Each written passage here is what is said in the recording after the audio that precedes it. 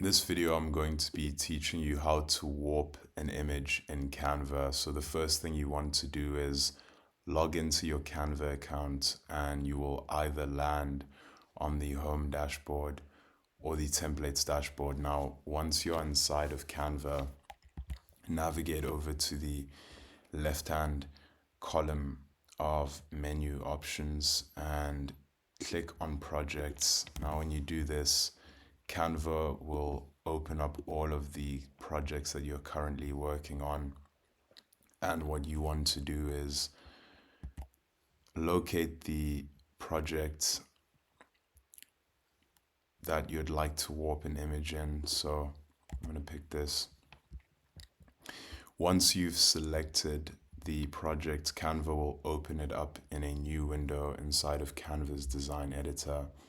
Now, once you have it open, navigate over to the left-hand column of options and look for apps. And once you find apps, click on apps.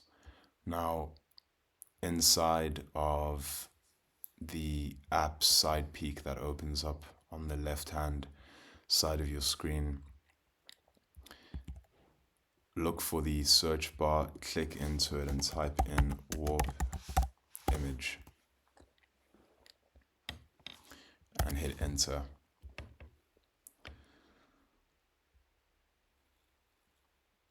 Now, there'll be a bunch of different apps to select from,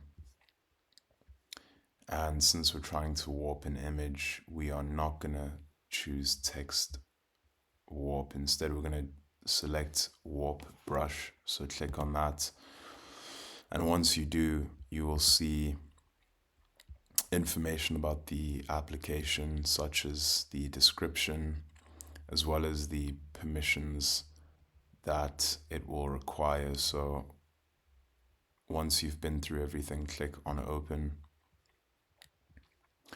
And once you do that, it will say select an image to transform. So click on your image, and once you do,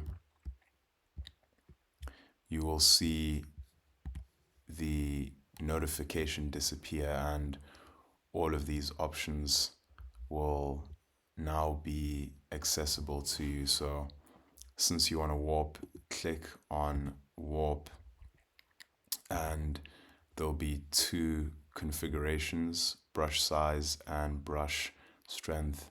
So you can change your brush size by using the sliders, or you can click into the value field and add a specific value that you'd like to use, and it's the exact same for the brush strength.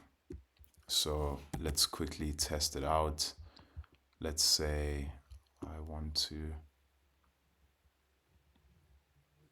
do this. So you can click and move your mouse around to warp the image however you would like. And if that's too much, then you can come back and decrease the strength, or you can increase it once again, as well as the brush size. If that's too large, you can decrease your brush size. And once you're happy with your changes, click on save.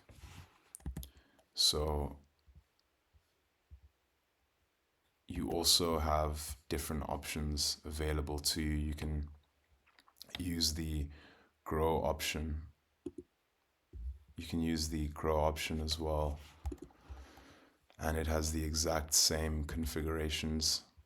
So you just click and you hold, and the longer you hold, the more that it grows. But since we didn't save it, we don't need to do anything there. You can also shrink by clicking on the image and holding to shrink it down. And just like with the warp, once you're done, click on save. So I hope that you found this tutorial helpful, and if you struggled at any point during the video or you have any questions at all, please feel free to leave them in the comment section of this video below, and I will respond to them as soon as I can. Thanks for watching the video.